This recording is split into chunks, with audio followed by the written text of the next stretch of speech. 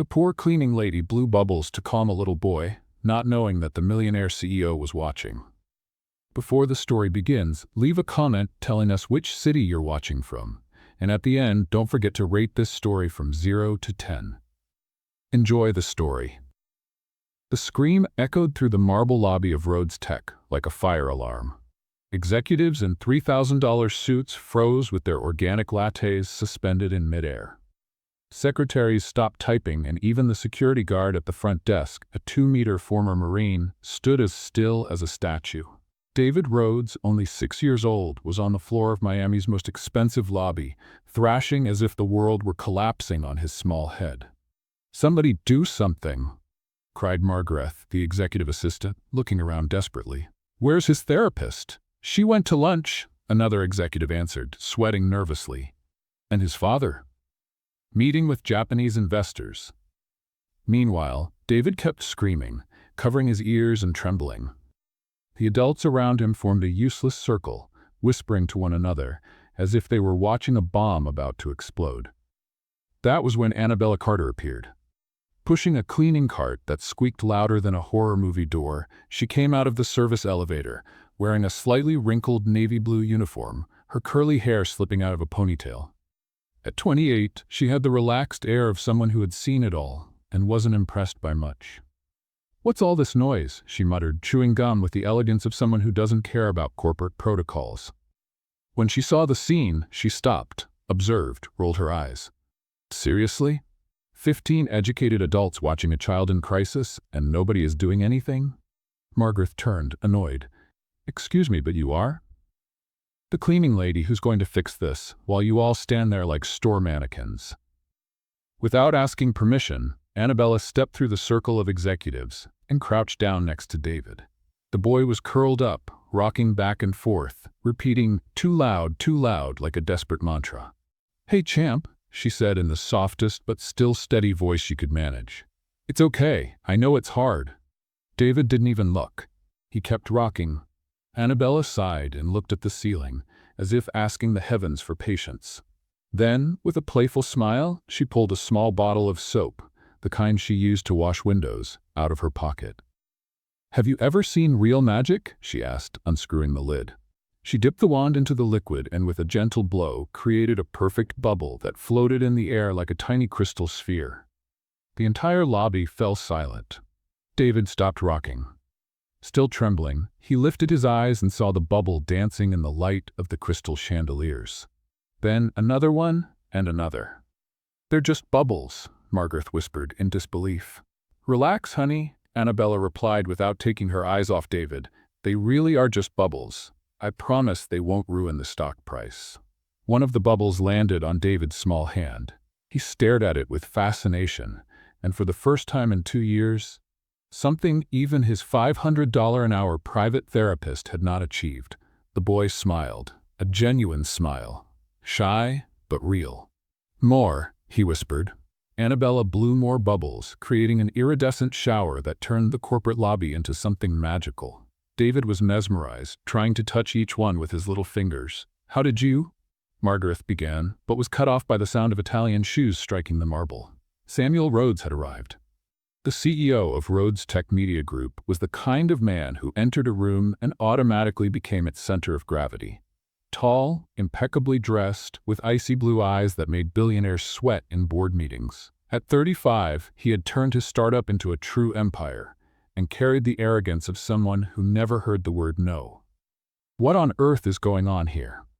His voice sliced through the air like a blade. Every executive turned like soldiers at attention. Margaret swallowed hard. "Mr. Rhodes, David had an episode, but now he's 2 years." Samuel exploded, completely ignoring the scene with the bubbles. 2 years paying specialists, therapists, behavioral consultants, and not one of them, not one, can handle a simple crisis. He scanned the lobby, clearly searching for someone to fire on the spot.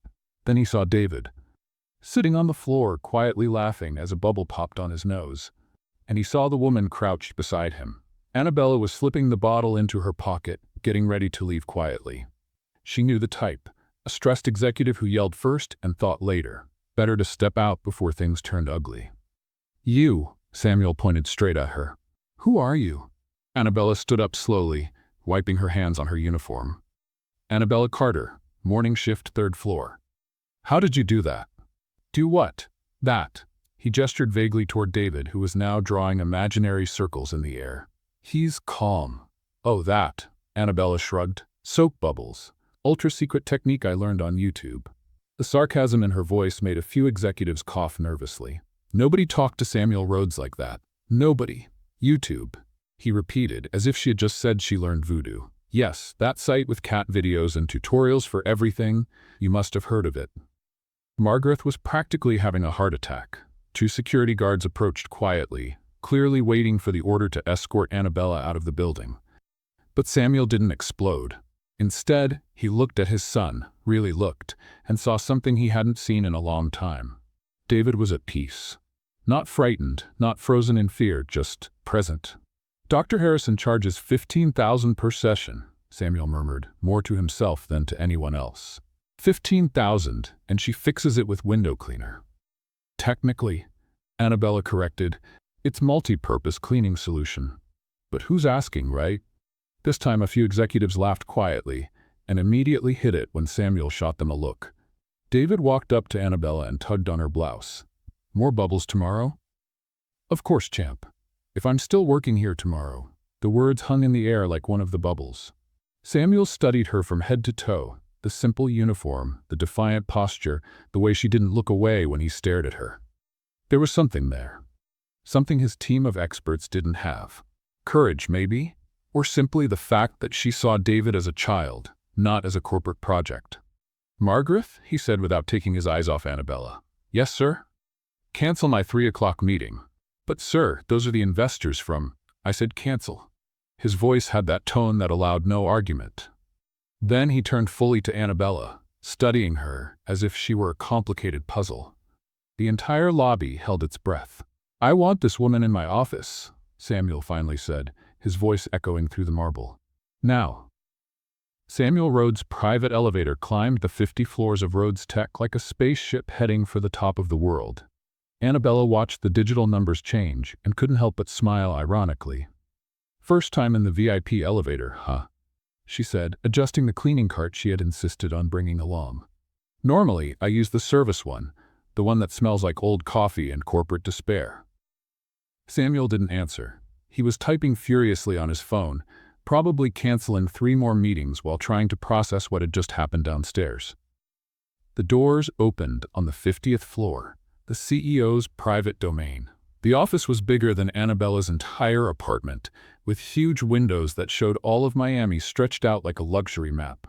Italian designer furniture, inexplicable paintings, and a mahogany desk that looked like it had been carved by angels. Impressive, she said, pushing the cart through the room. All that's missing is a helipad, and you'd be Batman himself. Sit, Samuel ordered, pointing to one of the leather chairs in front of the desk. I'd rather stand, less formal. He stopped halfway to sitting and stared at her. Excuse me? You heard me. I'd rather stand. Samuel blinked a few times as if his brain was rebooting. It was probably the first time in 10 years anyone had refused him a direct order. All right, he said slowly, staying on his feet too. Let's get straight to the point. I want to hire you. I'm already hired? 3rd floor, remember? Not for cleaning, for David. Annabella crossed her arms. I'm listening. Samuel switched into CEO presentation mode. Straight posture, firm voice, controlled gestures. The man who led billion-dollar meetings. Temporary position as a special care assistant. Salary of $80,000 a year, 4 times what you make now. Premium health plan, performance bonuses, and a company car. Annabella whistled softly. Wow, with all that money, I could finally buy name-brand detergent. There are some conditions, Samuel continued, ignoring the sarcasm. He picked up a folder from the desk and began to read as if it were a legal contract. First, you will work under the constant supervision of our team of child psychologists. Second, all activities with David will be monitored and documented. Third, you will strictly follow the protocols established by Dr. Harrison. And fourth, stop. Samuel looked up from the paper. Excuse me? I said stop. I've heard enough. She walked up to the desk and leaned on it with both hands, staring straight into Samuel's blue eyes. Being so close made her a little dizzy, The man smelled of expensive cologne and power, but she wasn't about to show it. "Let me get this straight," she said slowly. "You want to pay me a fortune to do exactly what 15 specialists already tried and failed? Their methods are scientifically proven. And mine worked in 2 minutes." Samuel clenched his fists. "Listen here, Miss Carter." "Annabella, and no, Mr. Rhodes, you listen here." Her tone shifted completely, still firm, but with a natural authority that made Samuel step back half a pace. "If I wanted to be spied on 24 hours a day, I'd start a YouTube channel and at least make money from the views. The conditions are not negotiable. Then we don't have a deal." Samuel blinked again. "Excuse me? You heard me. I don't accept. You're turning down $80,000?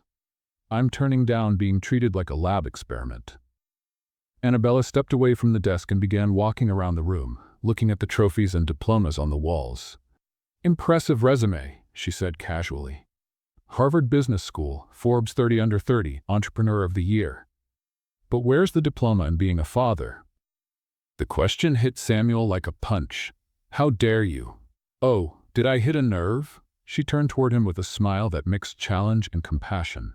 "How many therapists has your son had?" "That's none of your business." 14, she said, as if she had read the answer on his face. 14 very expensive professionals who treated David like a project, not like a child. Samuel dropped heavily into the chair, suddenly looking much older than his 35 years. "He was connected," he murmured.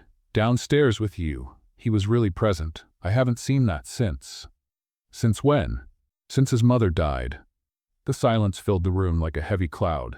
Annabella felt her chest tighten, but kept her posture firm. "So do you want results or do you want control?" she asked softly. "Both. You can't choose one."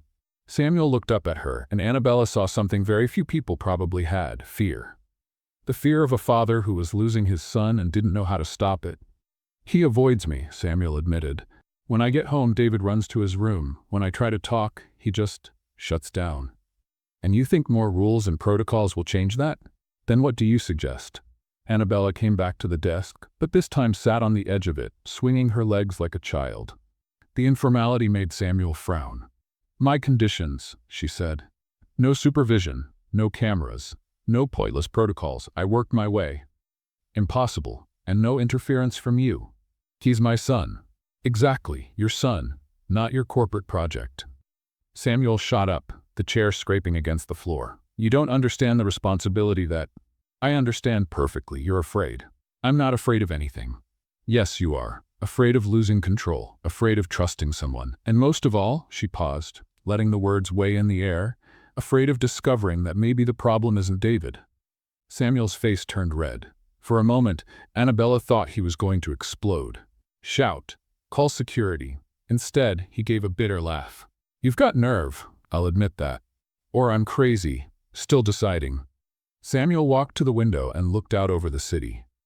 Annabella could see the tension in his shoulders, the internal battle between the controlling CEO and the desperate father. 24 hours, he finally said, without turning around. "You have 24 hours to accept the deal, Carter, or you'll never get near him again." Annabella slid off the desk and grabbed the cleaning cart. At the door, she stopped and glanced over her shoulder. "Perfect," she said with a smile full of provocation. "And you have 24 hours to decide if you want results or control." The door closed behind her with a soft click, leaving Samuel alone with his trophies and his wounded pride. On the other side, Annabella pressed the elevator button and whispered to herself, "This is going to be interesting." 22 hours later, Annabella was standing in front of the most intimidating electronic gate she had ever seen. The Rhodes mansion stretched along the Miami Beach coast like a palace of glass and steel, all straight lines and perfect angles that looked as if they had been drawn by a soulless computer. "Holy cow," she murmured, pressing the buzzer. "And here I thought the company building was over the top." A robotic voice answered through the intercom. "Identify yourself." "Annabella Carter. I'm here to play Mary Poppins, just without the magic umbrella." Pause. The security system was probably not programmed to recognize sarcasm. "One moment, please." The gate slid open silently, revealing a stone pathway that led to the main entrance. Annabella walked slowly, noticing the perfectly symmetrical gardens. Not a single leaf out of place. Not a flower daring to grow beyond what was allowed. "You know what's missing here?" she whispered to the wind. "A little bit of childhood mess." The front door opened before she could even reach the bell. A woman in her 60s, dressed as if she were going to a very formal funeral, greeted her with a forced smile. "Miss Carter? I'm Mrs. Patterson, the housekeeper. Mr. Rhodes is expecting you." Annabella stepped inside and nearly had to hold her jaw from dropping. The entrance hall was larger than her living room and kitchen combined, with a ceiling that soared at least 30 feet high and a marble staircase that looked straight out of a princess movie. But what struck her most was the silence. It wasn't just the absence of noise.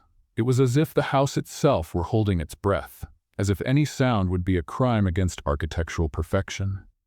"Where's David?" she asked. "In the study.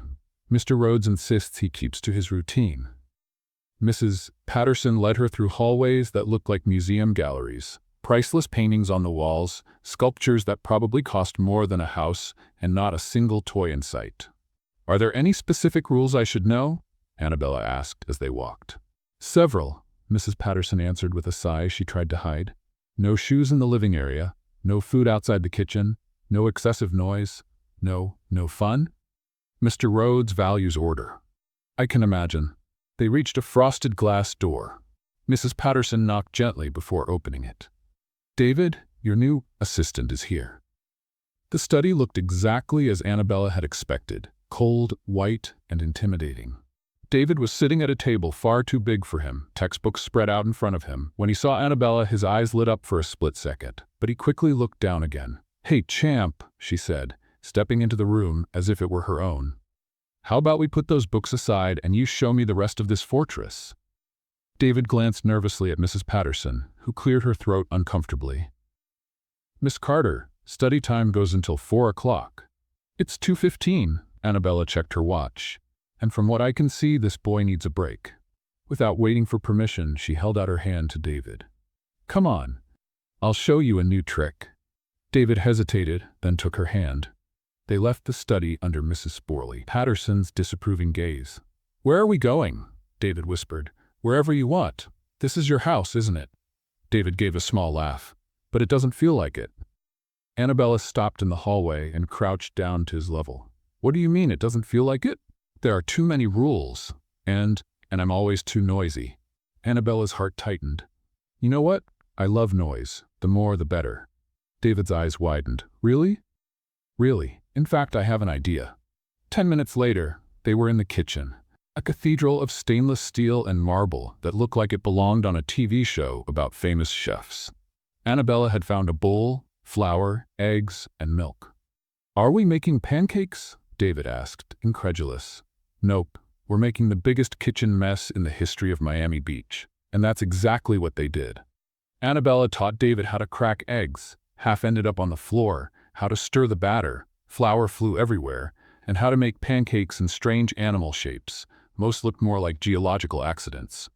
"This one's an elephant," David shouted, pointing at a pancake that resembled an amoeba with an identity crisis.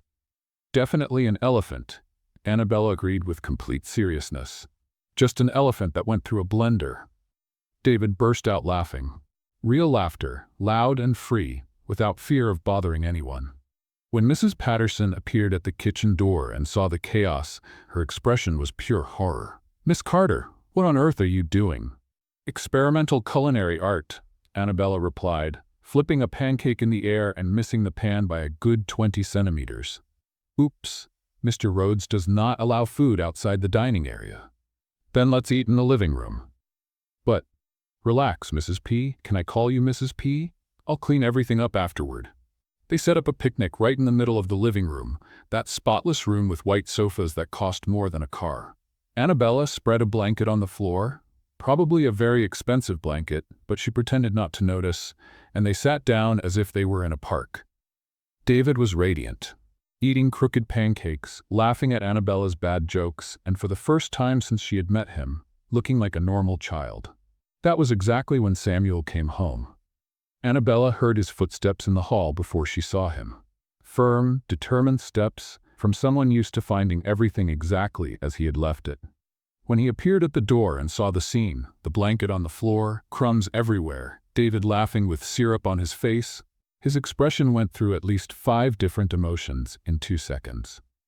Surprise, confusion, irritation, and something else Annabella couldn't quite identify. "What is this?" he asked, his voice dangerously low.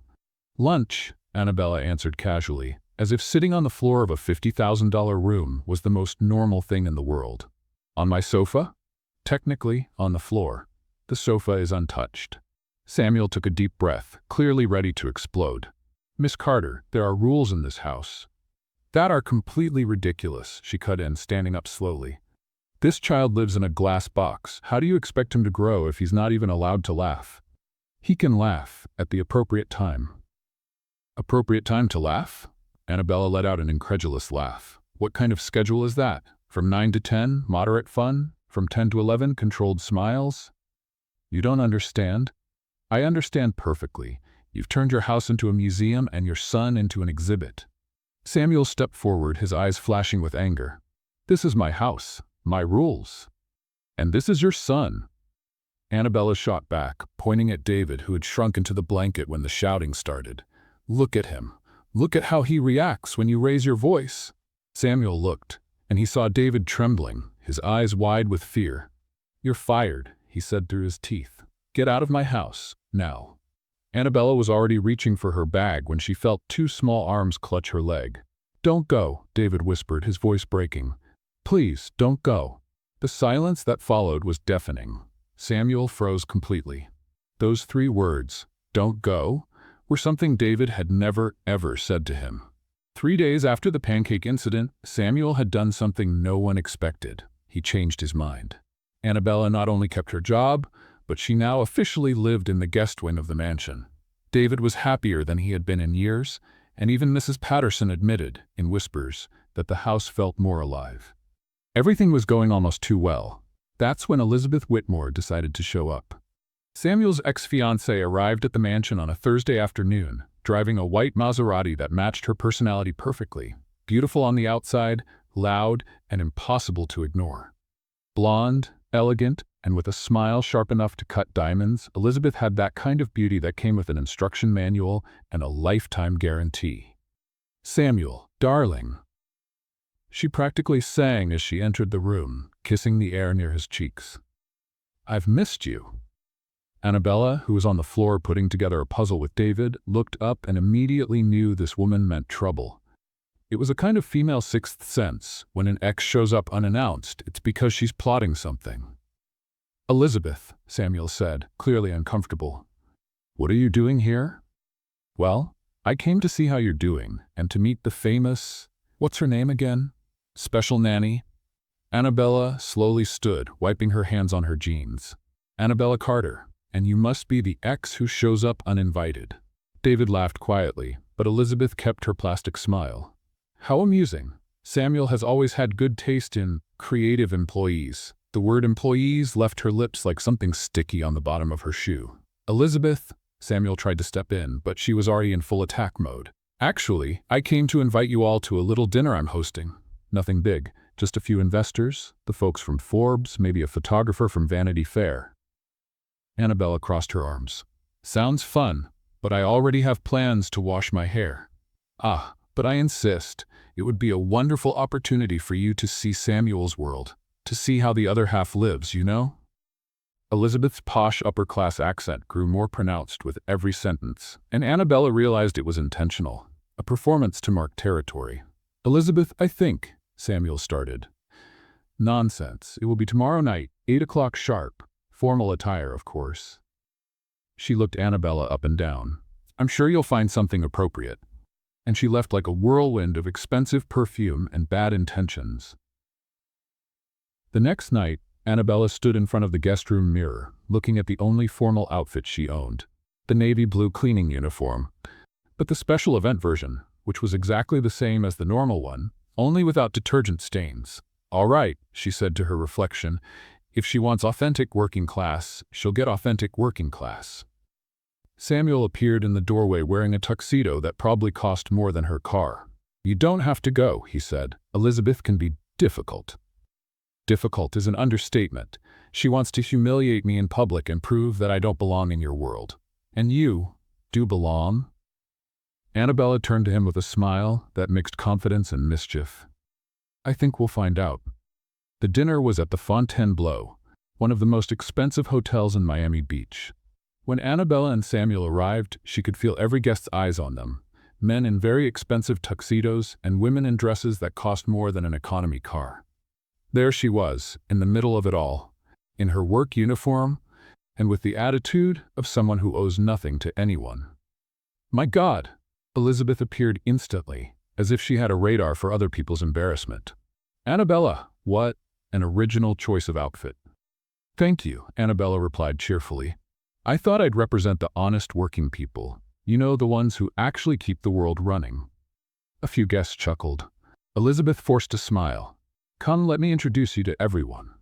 What followed were 15 minutes of Elizabeth trying to humiliate Annabella in front of Miami's most important investors. Introductions like, "This is Annabella, our domestic help," and questions such as, "Tell us, dear, how does it feel to suddenly be living among the elite?" But Annabella did not take the bait. Instead, she answered with sarcasm and authenticity that had everyone laughing. Sorry, I've never been good with cutlery, she said when she dropped the dessert fork. But I can use a broom like no one else. It's surprisingly versatile. Cleaning, self-defense, pole dancing. The guests burst into loud laughter. Even the Forbes reporter was taking notes. Elizabeth was turning red with anger when her final plan went into action. Tell me, Annabella, she said, raising her voice so the whole table could hear, how exactly did you manage to infiltrate Samuel's life so quickly? It's rather impressive how you earned his trust. The tone made clear what she was implying. The table fell silent. Annabella set her glass of water down slowly. Are you asking if I used a vulnerable child to advance myself? Because that would be pretty low, even for someone who clearly peaked in high school. I'm just saying it's convenient how you appeared right when Samuel was most vulnerable. Elizabeth. Samuel's voice cut the air like a blade. Enough. But the damage was done. The chatter, the clinking of plates, the tension in the air, it all combined into a sensory overload that was too much for David, who had been quiet until then. Suddenly, the boy began to cry. Not just cry. Full panic mode, the kind that left adults paralyzed with helplessness. Elizabeth looked irritated. Samuel looked desperate. The other guests looked uncomfortable. But Annabella simply stood up, walked around the table, and pulled David into her arms. Hey, champ, she whispered, rocking him gently. Too loud, huh? I'm here. David clung to her as if she were a lifeline, his little body trembling with relief. And then, loud enough for the whole table to hear, he sobbed. Don't make her leave. Please. The silence that followed was deafening. Samuel rose slowly, his blue eyes fixed entirely on Elizabeth. When he spoke, his voice was low but absolutely terrifying. If you try to hurt her again, he said, each word precisely articulated, you will find out what I am truly capable of. Elizabeth's perfect smile finally cracked. The Rhodes Tech press conference was scheduled to announce the new investment program in educational technology. It was supposed to be a calm morning of corporate presentations and technical questions about innovation. But Elizabeth had other plans. Samuel was at the main podium in the company's auditorium, speaking to an audience of journalists, investors, and TV cameras. Annabella stood in the back, holding David's hand and trying to remain invisible. The boy had insisted on coming to see Daddy working, and she hadn't had the heart to say no. Everything was going smoothly until a blonde reporter stood up in the third row. Elizabeth Whitmore, Miami Business Journal, she introduced herself with a smile that looked sharpened overnight. I have a question about the recent changes in the family management of the company. Samuel frowned. Family matters are not the subject of this conference. But they are certainly relevant when they involve employees who might be exerting undue influence over corporate decisions. The auditorium went silent. The cameras turned automatically to where Elizabeth was pointing, directly at Annabella.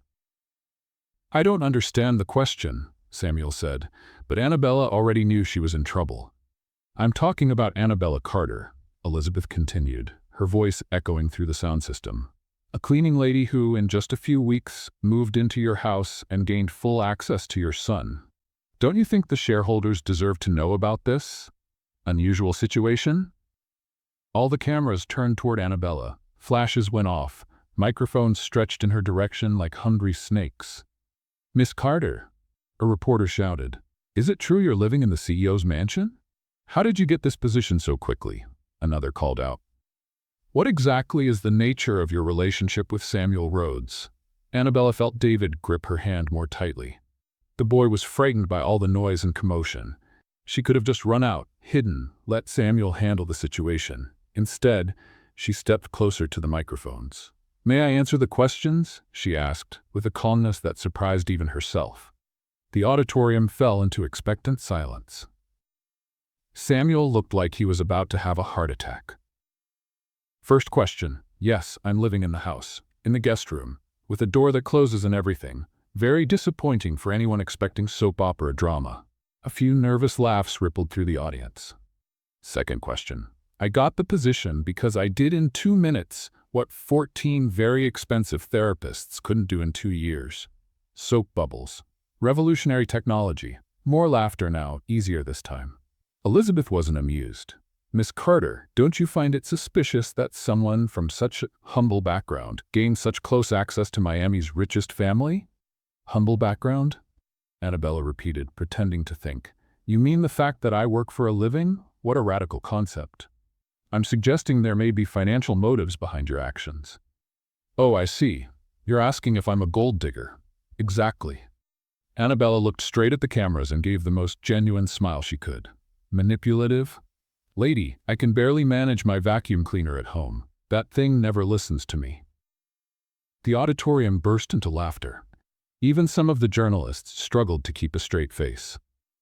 "And about financial motives," she continued, "let me think. I gave up a steady cleaning job for a temporary position taking care of a child in crisis. From a financial standpoint, it was the dumbest decision of my life."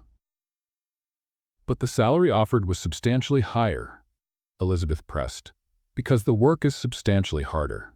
Ever tried getting an autistic child to eat vegetables? It's more complicated than negotiating a peace treaty." More laughter. Elizabeth was turning red. "Miss Carter, we can't ignore the obvious fact that a young, attractive woman is suddenly living in the house of a single billionaire. Are you implying I'm trying to marry him for money?" Annabella interrupted. "I'm simply pointing out some interesting coincidences." Annabella looked at Samuel, who was standing at the podium like a statue. Then she turned back to Elizabeth. "First of all, thank you for calling me attractive. Very kind. Second, if I wanted to marry for money, do you think I'd pick a man with a child who needs special care? I mean, if it were just about money, wouldn't it be easier to find a billionaire without emotional baggage?"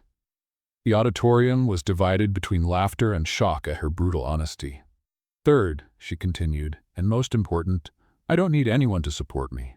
I work. I manage. And if Samuel decides tomorrow that he doesn't want my services anymore, I'll go back to my normal life without drama or trauma." "But surely you must admit there are benefits in being so close." "The only benefit," Annabella interrupted again, "is seeing that wonderful child smile every day. And if you think that's little, then you don't understand anything about what really matters in life." Elizabeth was losing control of the situation. "Gentlemen investors, surely you can see the problem of having unqualified outside influences." "Unqualified?" Annabella laughed. "Miss, I turned a traumatized child into a happy boy. What qualification do you have that tops that?" At that moment, David let go of Annabella's hand and ran toward the podium. "David, no!" Samuel shouted, but the boy was already climbing the steps. "Daddy!" David called into the microphone, his voice echoing through the auditorium. "Why is the mean lady talking about my happy spark?" The silence was absolute. "Happy spark?" a reporter murmured. David looked at the audience with his wide, innocent eyes. "Annabella is my happy spark. She makes bubbles and pancakes and lets me be a kid." Elizabeth tried one last move. "David is clearly being manipulated." "She isn't going away," David suddenly shouted, starting to cry. "You can't make her disappear. She's my family." The boy ran back to Annabella and threw himself into her arms, sobbing. "Don't let them take you. Please, don't leave me." Annabella knelt down and held David tightly, whispering words of comfort while the cameras captured every second. When she looked up, she found Samuel stepping down from the podium with an expression she had never seen before. Pure determination. He took the microphone and faced the audience. "Ladies and gentlemen," his voice cut through the silence like a sword, "this press conference is over." "But Mr. Rhodes," Elizabeth began. Samuel cut her off with a look that could freeze hell itself. "No one touches my son," he said, each word carrying absolute authority. "No one." 3 hours after the most embarrassing press conference in Miami's corporate history, the Rhodes mansion was under siege. TV vans filled the street, reporters camped at the gates, and news helicopters hovered above the property like hungry vultures. Annabella was in the kitchen making peanut butter sandwiches for David when Samuel appeared in the doorway with an expression she couldn't read. "We need to talk," he said. "About which part? The part where your ex tried to destroy me publicly, or the part where your son called me family on national TV?" Samuel ran a hand through his hair, clearly stressed. "About all of it." David was in the living room, hypnotized by a cartoon with the volume turned up to drown out the noise of the helicopters. They went up to Samuel's private office, far from curious ears. "This has to stop," Samuel said as soon as he closed the door. "What? The media? I completely agree. Let's call them and politely ask them to leave." "No, Annabella. This whole situation." She turned to face him, her stomach sinking. "Oh, I see. I'm being fired. Again. Not fired. Protected." "Protected?" She let out a bitter laugh. "From what? From having a life? From being happy? From finally finding a place where I feel useful?" "From me," he exploded, surprising them both with the intensity.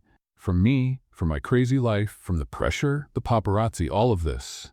Oh, how noble, the knight in shining armor saving the damsel in distress. Annabella, you don't understand. This life, it destroys people. I've seen it happen before." "To whom?" Samuel hesitated, then walked to the window overlooking the garden. "To David's mother. Helena." The name hung in the air like a ghost.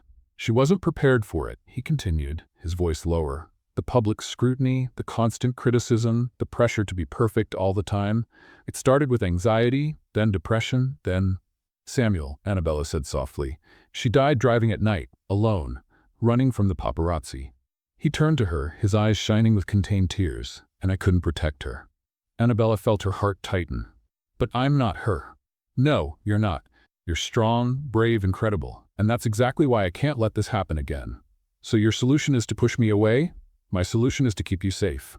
"Safe?" Annabella let out a laugh that came out more like a growl. "Samuel, I was fired from 6 jobs in the last 3 years. Do you know why?" He shook his head. "Because I was just a cleaning lady who had opinions. Because I didn't bow my head when foolish bosses tried to humiliate me. Because I dared to believe I deserved to be treated with respect." She began walking around the room, her anger and frustration spilling over. "At my last job, the manager said I was above my social position because I suggested a more efficient way to organize the stockroom. Before that, I was fired for causing trouble. The trouble was reporting a coworker who was stealing." "Annabella, I promised myself," she went on, stopping in front of him, "that I would never bow my head again. Never again let anyone make me feel small because of my work or my background. And you think that's what I'm trying to do? You're telling me I'm not strong enough to handle your life, that I need to be protected. How is that any different?" Samuel looked at her for a long moment. "Because this time I truly—" The words fell between them like a confession. "What?" "I care about you," he repeated, stepping closer. "I care in a way I shouldn't, in a way that's dangerous for both of us." Annabella felt her breath catch. "Samuel, you came into my life like a storm. You turned everything upside down. You made my son smile. You made me smile. And now—" He paused, running a hand over his face. "Now I can't imagine life the way it was before you." They were only inches apart. Annabella could feel his warmth, the scent of aftershave and nervousness. "Do you think I don't feel the same?" she whispered. "Do you think it's easy for me to be here in your house, seeing you every day and pretending it's just a job?" "Annabella, I fell in love, Samuel. I fell in love with you, with David, with this crazy life you two have. And if that means facing a dozen Elizabeth Whitmores and 1,000 gossip reporters, then so be it." They stared at each other now, the electric tension almost tangible. Samuel raised his hand and gently touched her face. You're going to end up getting hurt. Or maybe I'll end up being the best thing that ever happened to you. Maybe. He leaned in. She closed her eyes. The perfect moment, cinematic, charged with all the tension and emotion that had been building for weeks. Splash! The sound was followed by a sharp, all too familiar cry. Dad, Annabella, I slipped. They instantly pulled apart and ran downstairs, finding David sitting on the kitchen floor, soaked in water and soap, surrounded by an overturned bucket and wearing an expression of pure embarrassment. I was trying to make bubbles by myself, he exclaimed, dripping wet. But the bucket was too heavy. I tripped, and now everything is wet. I'm so sorry. And Annabella looked at Samuel. Samuel looked at Annabella, and then they both started laughing. Laughing hard. That kind of hysterical laughter that comes when all the built-up tension finally finds an escape. Nothing like soap on your feet to kill the mood, Annabella managed to say between laughs. David Rhodes, the official anti-Cupid, Samuel added, kneeling to help his son up. David looked back and forth between them, confused but relieved he wasn't in trouble. You're laughing. Is that good or bad? Good, Annabella said, grabbing a towel. Very good. As they cleaned up the mess, Samuel touched her arm. This conversation isn't over, he murmured. I know. She met his gaze with determination. And when we continue, I want you to understand one thing. I don't want protection, Samuel. I want to be by your side, even if the whole world is against us. Samuel held her gaze for a long moment before slowly nodding. Even if it's a battle? Especially if it's a battle. Outside, helicopters kept circling, reporters kept waiting, and Elizabeth was probably already planning her next move. But inside the soapy kitchen, for the first time in a long while, Samuel Rhodes felt something close to hope. The bomb went off on a Monday morning. Samuel was having coffee with David when Margaret burst into the kitchen, holding a tablet like a grenade ready to explode. Sir, we need to talk. Now. Annabella, who was preparing smoothies at the counter, immediately sensed something was very wrong. Margaret never entered the private area of the house, much less with that look of controlled panic. What happened? Samuel asked, but David was already getting restless with the tension in the air. In the study, please, Margaret insisted, casting a nervous glance at Annabella. 5 minutes later, Annabella's life collapsed. Hope for Children Foundation documents show suspicious transfers, Samuel read aloud, his face growing paler with every word. Diverted funds coincide with the hiring period of a household employee. What foundation? Annabella interrupted, genuinely confused. The company's charitable foundation, Margaret explained in a tone that mixed professionalism with apology, created to help children with special needs. I didn't even know it existed, Samuel kept reading. Anonymous source within the company confirms unauthorized access to corporate accounts. FBI investigation may be requested. FBI? Annabella felt her legs weaken. Samuel, you don't believe this, do you? He lifted his eyes from the tablet, and she saw something that crushed her. Doubt. The documents look legitimate, he said slowly. Documents can be forged. Annabella, I need to. You need what? To accuse me of stealing? To believe I would use money meant for children? I need to protect the company. The phrase echoed through the room like a gunshot. Annabella stepped back as if she had been struck. Ah, she said, her voice calmer than she expected. I see. The company comes first. That's not it. Of course it is. She forced a bitter smile. After all, I'm just a cleaning lady. Obviously I'm guilty, right? Margaret cleared her throat awkwardly. The board is meeting in an hour. They want answers. And I'll give them answers, Samuel said, but he didn't look at Annabella. An hour later, Annabella was in the mansion's library when she heard cars pulling up. Through the window, she saw men in suits stepping out of black Mercedes. The Rhodes Tech board had arrived for an execution. David appeared at the door, dragging his teddy bear. Why is everyone angry? He asked. Sometimes people get angry over silly things, she answered, trying to keep her voice steady. Are you leaving? The simple question nearly broke her. Maybe. Why? How could she explain to a 6-year-old that the adult world was cruel and unfair? That sometimes good people were sacrificed to protect powerful ones? Sometimes changes happen, champ. David walked closer and climbed onto the sofa beside her. Can you take me with you? Annabella's eyes burned. I can't, David. You belong here with your father. But you're my happy spark. And you'll always be my little champ, no matter where I am." Raised voices came from the office.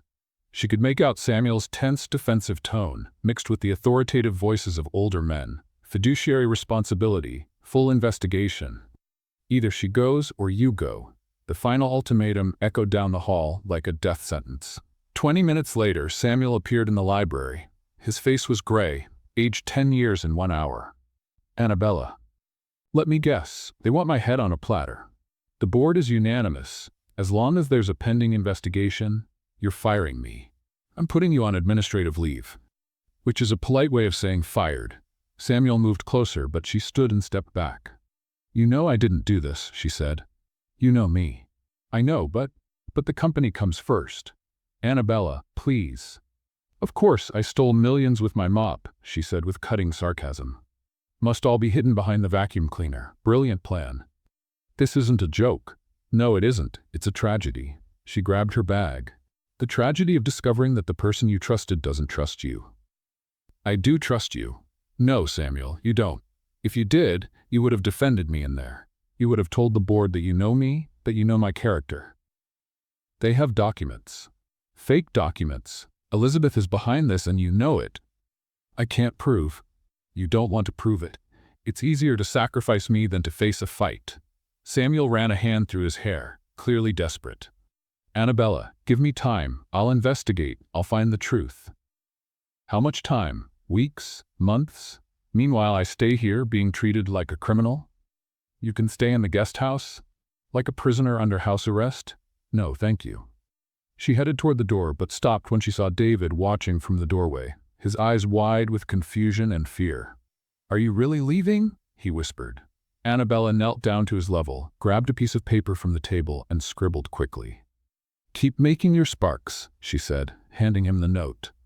"And remember, you are amazing exactly as you are." David began to cry. "I don't want you to go." "I know, champ, I don't want you either." She hugged him tightly one last time, then stood and walked toward the door without looking back. "Annabella, wait!" Samuel shouted, but she was already going down the stairs. "Take good care of him," she said over her shoulder. "And when you realize I was right, because you will realize it, I hope it's worth it." The front door closed with a soft click. Samuel stood in the hallway, listening to the echo of his own footsteps. David had run to his room and slammed the door. The house, which only 3 days earlier had been filled with laughter and life, returned to its usual sepulchral silence. But now the silence was different. It was no longer order, it was emptiness. He walked to the window overlooking the entrance and saw Annabella's taxi disappearing through the gate. The perfectly symmetrical garden looked deader than ever. The expensive furniture looked cold. The paintings on the walls seemed to mock him. "Sir?" Mrs. Patterson appeared at the door. "Dinner is served." "David won't come down," Samuel murmured. He locked himself in his room. "And Miss Annabella?" Samuel closed his eyes and rested his forehead on the cold glass of the window. She took the light with her. 3 days after Annabella's departure, the Rhodes mansion had become a mausoleum of silence and wasted meals. David wasn't speaking, wasn't eating properly, and had stopped answering when called. Samuel tried to work, but spent most of his time staring at his phone, wanting to dial her number and unable to do it. On Thursday morning, Mrs. Patterson knocked on the office door with an expression Samuel hadn't seen since his wife's accident. "Mr. Rhodes," she said, her voice trembling, "David is not in his room." Samuel looked up from his papers. "What do you mean he's not there?" "I searched the whole house. He disappeared." The world stopped. Samuel ran upstairs, bursting into his son's room as if somehow David could still be hiding in an impossible corner. The bed was made. The window was closed, but on the study desk there was a drawing, 3 soap bubbles, one large, one medium, and one small. Underneath, in the crooked handwriting of a child, were the words "Our family." "Call the police," Samuel said, his voice calmer than he felt. "Now." Within 15 minutes, the mansion was filled with police officers, detectives, and technicians. Captain Martinez, a gray-haired man who had known the family for years, studied David's drawing. "Any idea where he might have gone?" he asked. "I have no idea," Samuel lied, because deep down he had a terrible suspicion that he knew exactly where David was. "And Miss Carter? The former nanny?" She has nothing to do with this. Mr. Rhodes, with all due respect, a 6-year-old doesn't run away to nowhere. He went looking for someone. Samuel clenched his fists. The truth was there, glaring like a neon sign, but admitting it meant admitting he had made the greatest mistake of his life. We'll need to mobilize a full search, the captain continued. Issue an Amber Alert, notify hospitals, do whatever you need to do. 2 hours later, the news had leaked. TV vans surrounded the mansion again, helicopters hovered over Miami Beach, and David's face was on every screen in the city. David ran away with a hand-drawn map, Samuel murmured to himself, staring out the window. At least he got my creativity. But the joke fell flat. There was nothing funny about a 6-year-old lost in a city of 3 million people. The phone never stopped ringing. Officers reported false leads.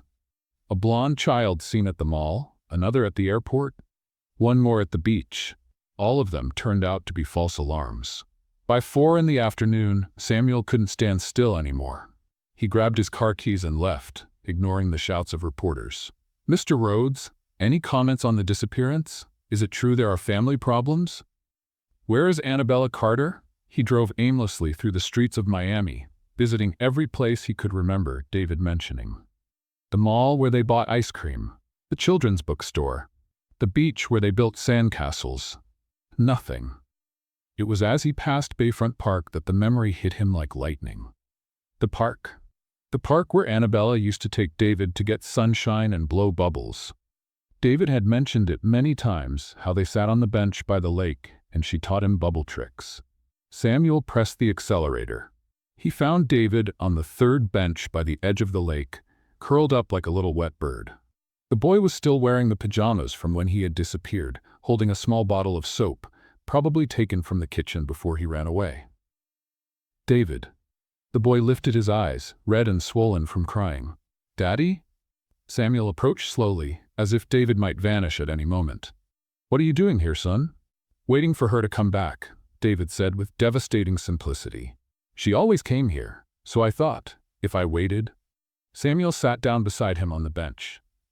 David, Annabella doesn't know you're here. But she's going to show up, right? She said she'd always be my happy spark. Son, did she lie? David's voice cracked. Did she lie when she said she loved me? Samuel felt something break inside his chest. No, David, she didn't lie. Then why did she leave? The question hung in the air like an accusation. How could he explain to a child that his father had chosen to protect his reputation instead of fighting for the woman he loved? It's complicated. I don't understand complicated, David said, starting to cry again. All I understand is that she was our family, and now she isn't anymore. Samuel pulled his son into his arms and held him tightly, feeling his own tears start to fall. She's my spark, David sobbed against his chest. She's my spark, and you let her go. I know, son, I know. They stayed like that for long minutes, father and son crying together by the edge of the lake, while the sun began to set over Miami. Daddy? David finally asked. Can you bring her back? Samuel looked toward the horizon, where the city lights were just beginning to glow. Something inside him, something that had been buried under years of meetings, protocols, and fear of judgment, finally woke up. I can try. Promise? Samuel thought of Elizabeth and her lies. He thought of the board and their threats. He thought of the media and their hunger for scandal. He thought of everything he could lose if he decided to fight. Then he thought of Annabella laughing in the soapy kitchen. He thought of David running through the hallways, finally happy. He thought of how, for the first time in years, his house felt like a home. I promise, he said, and this time he knew he meant it. As they drove back home, with David finally asleep in the back seat, Samuel picked up his phone and dialed the number of the most expensive private investigator in Miami. Marcus, it's Samuel Rhodes. I need you to look into some bank transactions, and I also need you to find someone.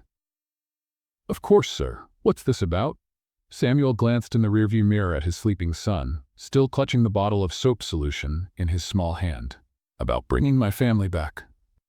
When they got home, reporters exploded in flashes and shouted questions. Samuel carried David in his arms, ignoring the chaos around them.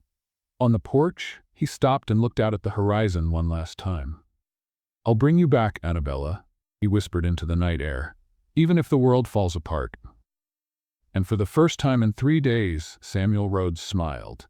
Marcus Delgado was the kind of private investigator who could figure out the color of someone's underwear just by looking at their tax return. Expensive as a Lamborghini, but efficient as a Swiss computer. And in 72 hours, he handed Samuel a dossier that changed everything. "Congratulations, Mr. Rhodes," Marcus said, placing a folder on the table. "Your ex-fiancée is officially a criminal." Samuel opened the folder and his eyes widened. Bank statements, printed emails, WhatsApp conversations, even audio recordings. It was like watching a suspense movie, except the villain was real and had a full name. Elizabeth forged the documents? She forged them and even paid the foundation's accountant to validate the forgeries. $20,000 to Jason Miller. The man confessed everything once he realized he could be looking at 10 to 15 years in prison. Samuel ran his hand through his hair, feeling a mix of relief and anger strong enough to move mountains. "There's more," Marcus continued, pointing to a transcript. She recorded herself admitting she made it all up to free Samuel from that opportunist. She recorded her own confession?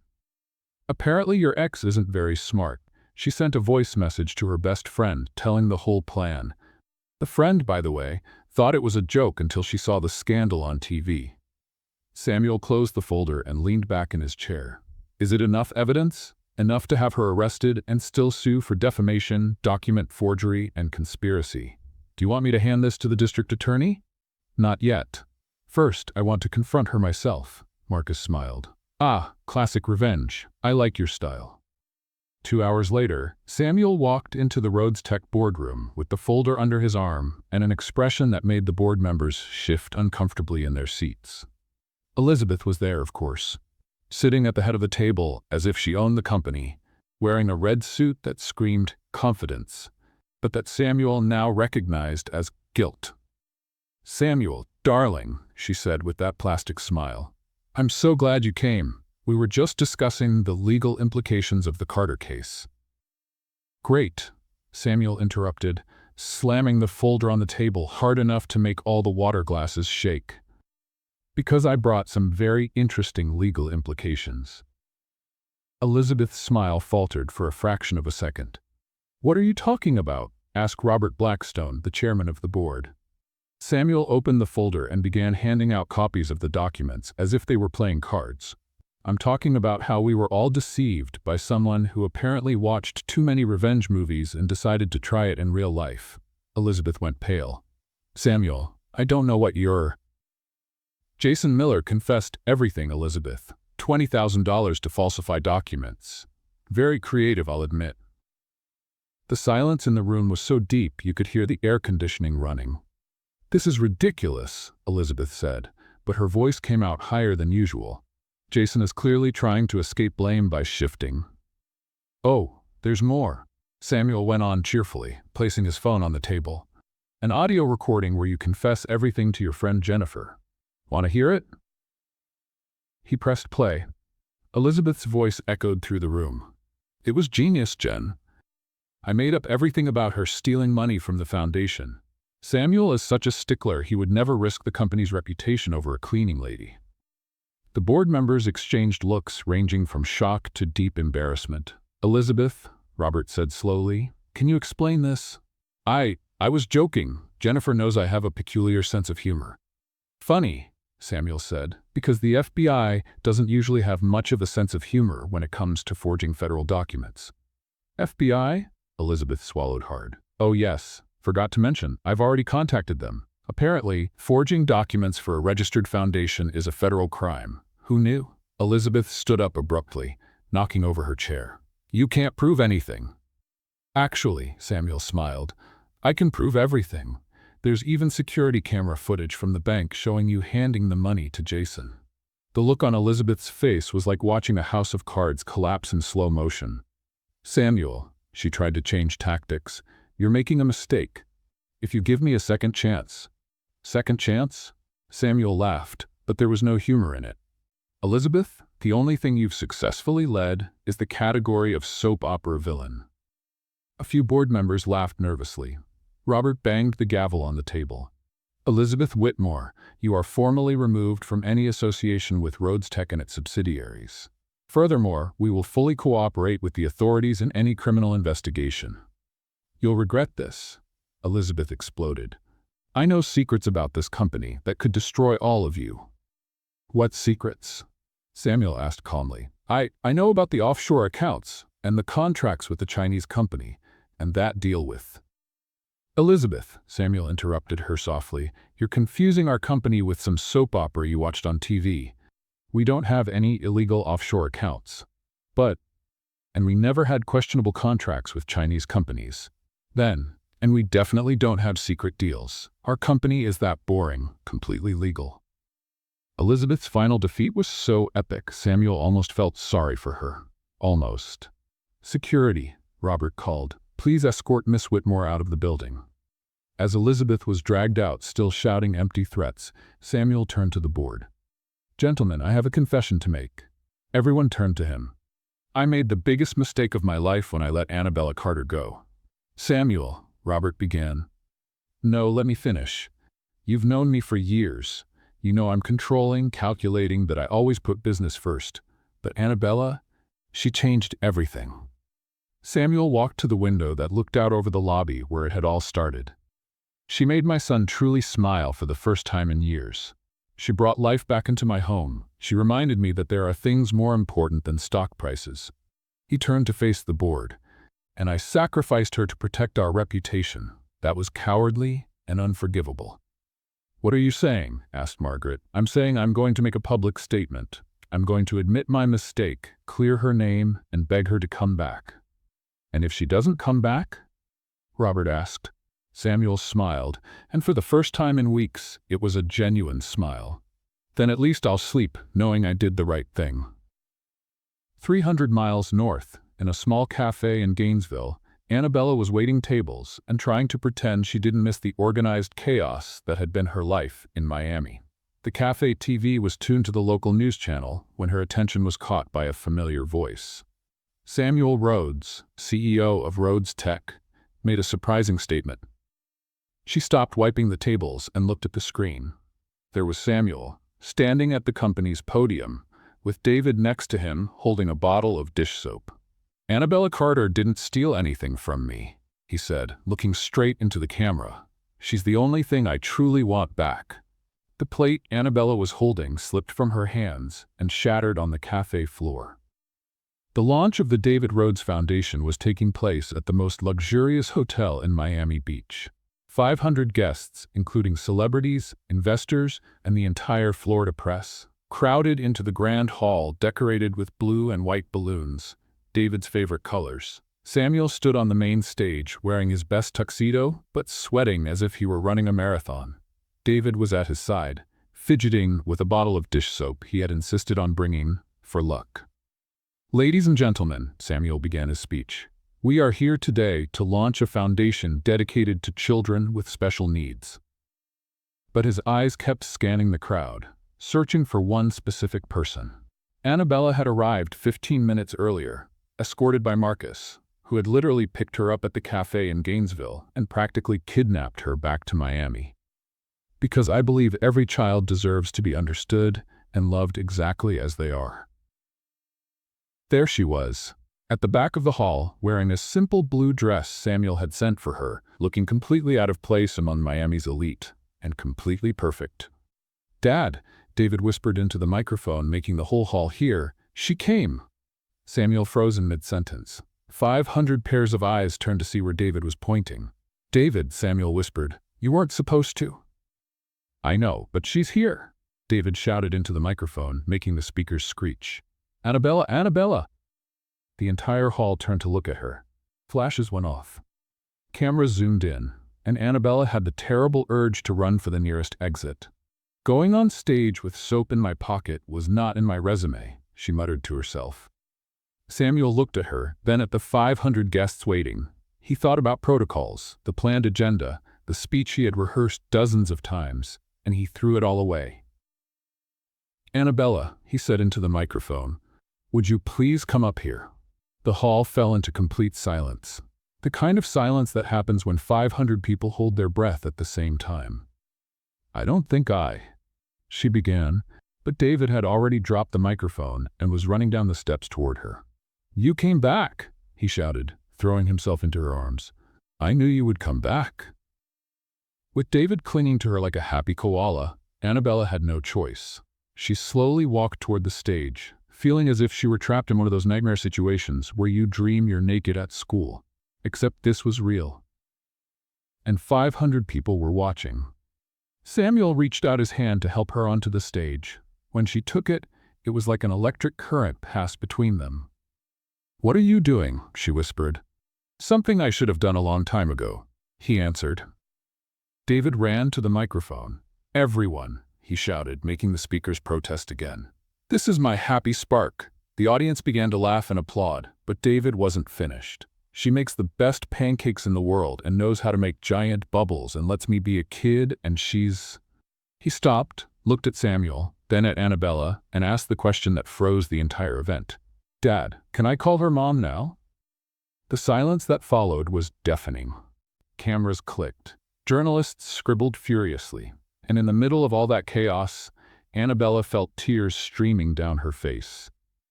"David," she whispered, kneeling to his level. You thought you'd never be enough," Samuel said softly into the microphone, making the whole hall hear. "Didn't you?" Annabella looked at him, surprised. "How did you?" "Because I thought the same thing. I thought I'd never be good enough for the two of you." The audience was completely captivated. Even the waiters had stopped serving champagne. "Samuel," Annabella began, but he raised his hand. "Let me finish, please." He turned to the crowd. "Ladies and gentlemen, you came here today for the launch of a foundation. But I need to be honest with you. This foundation exists because of this extraordinary woman." Samuel pointed at Annabella. "She taught me that love is not about protocols or control. It's about accepting someone exactly as they are, and about fighting for the one you love, even when the whole world is against you." "Samuel, you don't need to," Annabella began, but he was already going down on one knee in the middle of the stage. The hall exploded with whispers and exclamations. "I don't want an employee," he said, taking her hand. "I don't want a nanny. I want my partner. In everything." "Are you proposing marriage?" someone shouted from the audience. "I'm proposing much more than that," Samuel replied, still on one knee. "I'm proposing a family. Chaotic, imperfect, full of soap bubbles and crooked pancakes." David jumped with joy. "Does that mean yes?" Annabella looked at Samuel kneeling, at David bursting with happiness, at the 500 guests waiting for an answer, at the cameras capturing every second. And it was exactly at that moment that Elizabeth Whitmore decided to make her dramatic entrance. "Stop everything," she shouted, storming into the main hall dressed as if she were going to a funeral. "You cannot allow this farce." The hall turned to her like a tennis match. Security guards started moving toward her, but Samuel raised his hand. "Let her speak," he said calmly. Elizabeth marched up to the stage, her high heels striking the floor like a countdown to the apocalypse. "Samuel Rhodes, you are making the biggest mistake of your life," she declared dramatically. "This woman is a manipulator." "Elizabeth," Annabella interrupted softly, "you've already lost. Get over it." "I haven't lost anything." "Yes, you have. You lost your dignity when you forged documents. You lost your credibility when you were exposed. And now you're losing your sanity by making a public scene." The audience began to laugh. Elizabeth turned red with anger. "You'll regret this. All of you." "Probably," Annabella agreed cheerfully, "but at least we'll regret it together." Security finally escorted Elizabeth out while she screamed about injustice and conspiracy. When the drama left the stage, Samuel was still kneeling. "So," he said with a smile, "where were we?" "At the part where you were asking me to marry you in front of 500 people," Annabella replied, wiping tears from her eyes. "Ah, right. Annabella Carter, will you marry me and turn our life into a happy chaos for the rest of eternity?" Annabella looked at David, who was practically vibrating with excitement. "And you," she asked the boy, "do you accept me as your crazy stepmother?" "I do," David shouted into the microphone. "Then I accept too," she said to Samuel. The hall erupted in applause, cheers, and the sound of 500 people trying to take a picture at the same time. Samuel stood and kissed her while David ran between them shouting, "Family, family, family." And in the middle of all that happy chaos, with flashes going off and people crying with emotion, Annabella thought that maybe, just maybe, fairy tales really did exist. They just came with more soap and pancakes than she had expected. The silence that followed the proposal lasted exactly 3 seconds, long enough for Annabella to process that 500 people, 12 TV cameras, and a news helicopter were waiting for her answer. "Samuel," she said, still looking at him kneeling on stage, "are you sure about this?" "I've never been more sure of anything in my life. Even knowing I'll still be an ex-cleaning lady who talks too much and doesn't know how to use a dessert fork. Especially because of that." David tugged on her dress. "Annabella, does this mean we'll have pancakes every day?" "Only if you promise to eat vegetables too." "Deal." But Annabella still hesitated. She looked at the audience full of people who probably spent more on shoes than she made in a year. "Samuel, have you thought about what will happen after the flashes stop, when we go back to real life and I'm just me?" Samuel slowly stood, took the microphone, and looked directly at her. "Annabella, can I tell you a secret? In front of 500 people? Why not? We've come this far." He turned to the audience. "Ladies and gentlemen, you've just heard a woman who thinks of herself as ordinary. Let me tell you what I see." Samuel began walking across the stage, gesturing as if he were giving a corporate presentation. "I see a woman who turned a traumatized boy into a happy child using soap bubbles. I see someone who faced the Miami elite in a work uniform and walked away a winner." The audience began to lean in, some laughing softly. "I see a person who made me question everything I thought was important, who taught me that pancakes on the living room floor are worth more than expensive furniture, that loud laughter is better than elegant silence." "Samuel," Annabella whispered, her eyes filling with tears. "And most of all," he continued, "I see the only person in the world who can make my son feel normal, and who makes me feel human." David was clapping as if it were a private show. "So yes," Samuel said, turning back to Annabella, "I am absolutely sure. I would rather lose everything and have you than win the world and live empty." That was when Elizabeth reappeared. Apparently, security hadn't been enough to hold back a woman on a mission of destruction. She had managed to sneak back into the hall and was now marching toward the stage with a cell phone in her hand. "Samuel Rhodes," she shouted, making everyone turn. "Last chance." "Elizabeth, for heaven's sake," Samuel began. "You have 5 seconds to reconsider before I call my lawyer and sue you for defamation, harassment, and breach of marital contract." "Breach of marital contract," Annabella repeated, incredulous. "You weren't even married. We had a verbal agreement." "Which you broke when you tried to destroy my life," Samuel said calmly. "So you choose her instead of me?" "Without hesitation. Even knowing I'll sue you for everything you have?" Samuel looked at Annabella, then at David, who was blowing soap bubbles in the middle of the whole drama. "Elizabeth," he said, stepping up to the microphone, "you can keep the company, you can sue for whatever you want, you can try to destroy me financially." He took Annabella's hand and pulled her close. "Because what really matters is right here, in my arms." The audience erupted in a collective "all." Elizabeth turned red with rage. "You'll regret this, all of you." "Probably," Annabella shouted back, "but at least we'll have fun in the process." That was the last straw. Elizabeth stormed out, yelling threats no one was listening to anymore, because David had just discovered how to make giant bubbles, and the stage was turning into a soap bubble party. "Congratulations, Rhodes," Annabella said, laughing as a bubble landed on her nose. "You managed to turn an apology into a detergent commercial." "Hey, David," Samuel shouted to his son, "stop with the bubbles for a second." "Why?" "Because I need to kiss your future stepmother and I don't want to slip." "Kiss?" David shouted into the microphone, making the whole hall hear it. "Gross!" The audience laughed, but Annabella and Samuel only had eyes for each other. "So," Samuel said, still holding her hands, "officially, Annabella Carter, do you agree to marry a workaholic CEO, be stepmother to a boy addicted to soap bubbles, and join the craziest family in Miami?" She pretended to think. "Is there health insurance? The best. Paid vacations? Wherever you want. And can I still make pancakes in the living room?" "I demand you do." "Then I accept." The kiss happened under a shower of soap bubbles. Because David couldn't resist, and went back to his creations.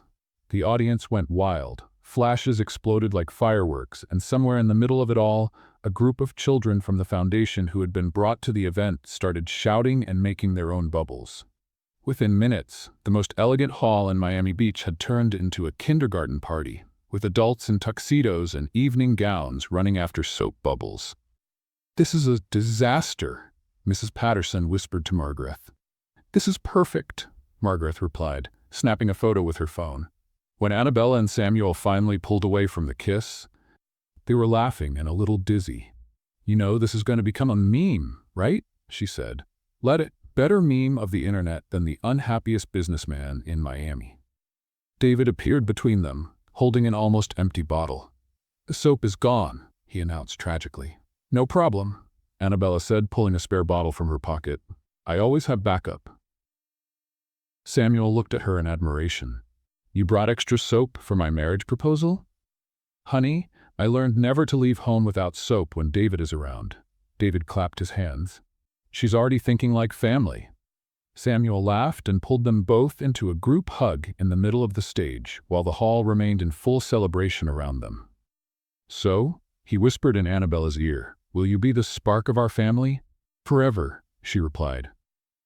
And somewhere in the middle of the chaos of bubbles, laughter, and camera flashes, 3 hearts finally found their place in the world.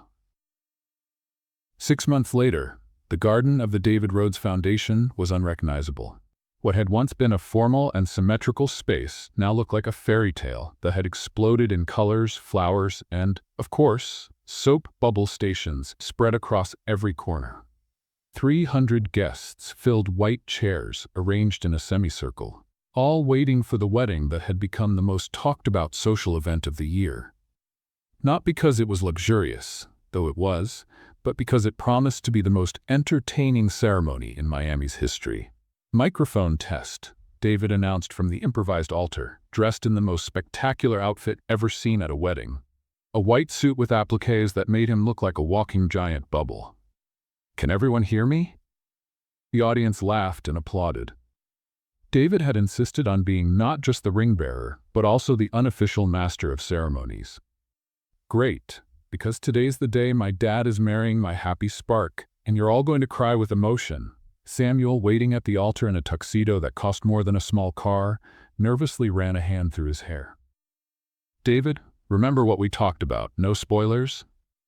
"Oops, sorry, Dad, but it's true. Everyone's going to cry." In the front row, Mrs. Patterson was holding a tissue as if it were safety equipment.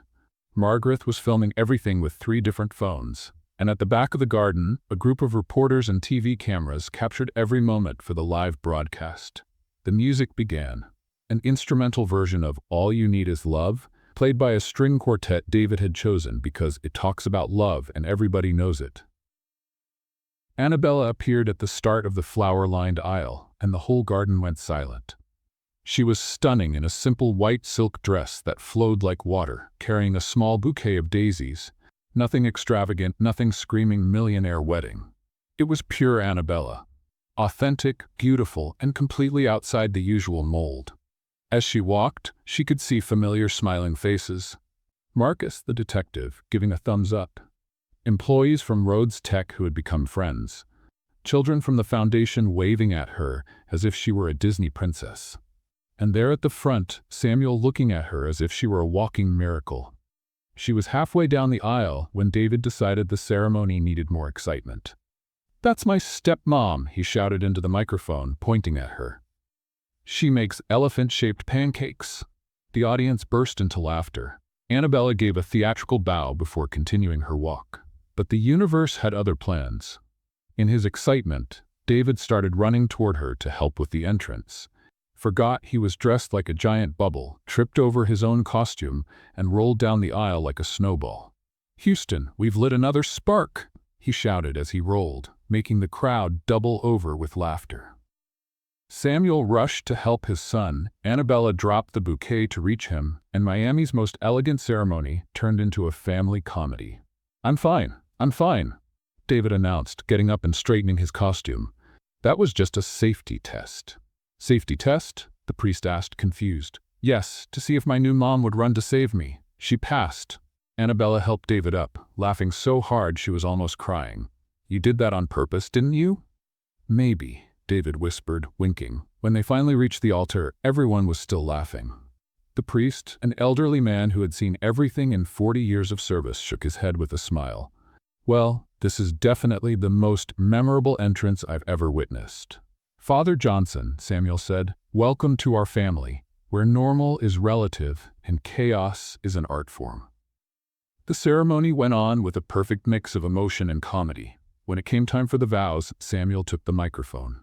"Annabella, 6 months ago you walked into my life carrying a bottle of soap solution and changed everything. My house became a home, my son became a happy child, and I became a better person."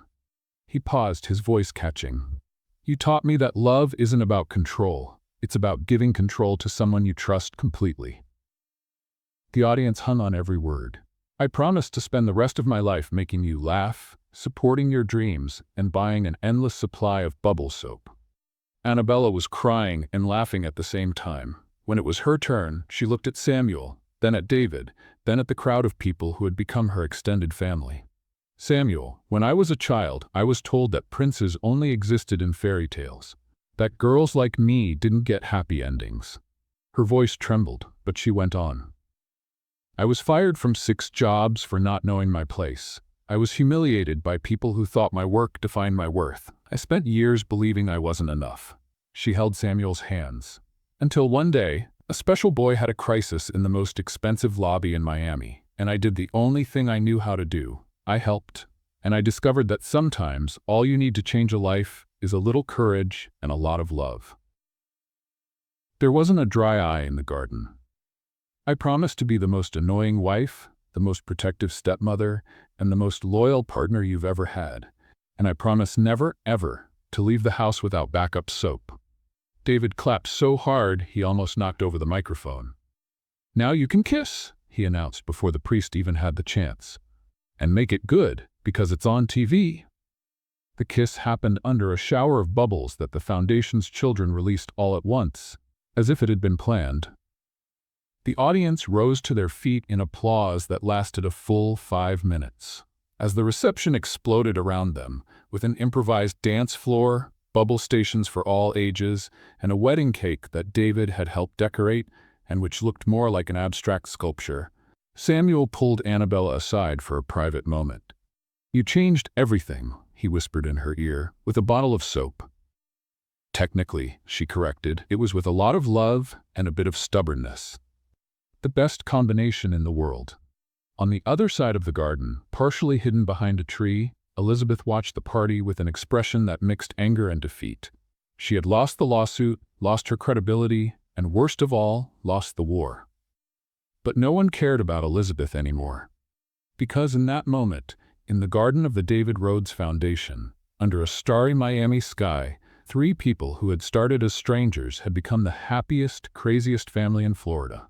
They began as complete opposites, a controlling millionaire CEO and a bold cleaning lady with zero patience for arrogance. But they discovered that sometimes all it takes to spark a perfect family is a single spark.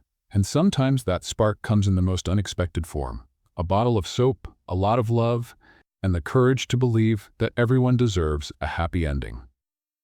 Especially when that happy ending comes with breakfast pancakes and soap bubbles forever. And so ends the incredible journey of Samuel, Annabella, and David. 3 souls who found each other in the most unexpected moment and proved that true love knows no social barriers, corporate protocols, or class differences. From the fearless cleaning lady who dared to challenge a billionaire CEO, to the powerful man who learned that real success is measured in smiles and hugs, this story reminds us that sometimes miracles come disguised as soap bubbles and crooked pancakes. So friends, what did you think of Samuel Rhodes' transformation? Do you think he really deserved Annabella's forgiveness after all that cowardice? Leave your opinion in the comments. We want to know, which moment moved you the most? What did you think of Elizabeth's villainy? Too exaggerated or just right? Did anyone else feel like making pancakes in the middle of the living room after this story? On a scale of 0 to 10, what score would you give this love story? If you made it this far, it means you really connected with our crazy family. And if you enjoyed this story full of twists, humor, and lots of heart, we have much more amazing content waiting for you. Don't forget to subscribe to the channel and turn on the notification bell to get more heartwarming stories like this.